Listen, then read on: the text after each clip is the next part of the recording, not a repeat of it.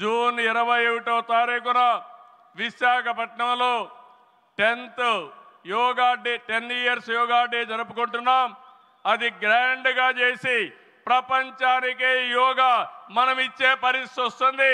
అది ప్రధానమంత్రి నరేంద్ర మోడీ గారు ప్రపంచానికి ఇచ్చే కానుకని చెప్పి కూడా నేను మీకు తెలియజేస్తున్నా. ఈ యోగా వల్ల చాలామంది ఆరోగ్యం బాగవుతుంది, కాన్సంట్రేషన్ పెరుగుతుంది.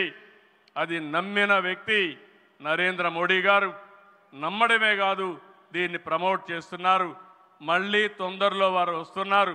వారు రాక మనందరికీ ఒక స్ఫూర్తి, ఒక టానిక్ అని చెప్పి మరొకసారి తెలియజేసుకుంటూ ఈ కార్యక్రమానికి వచ్చినటువంటి మీ అందరికీ పేరు పేరున మనస్ఫూర్తిగా ధన్యవాదాలు, నమస్కారాలు.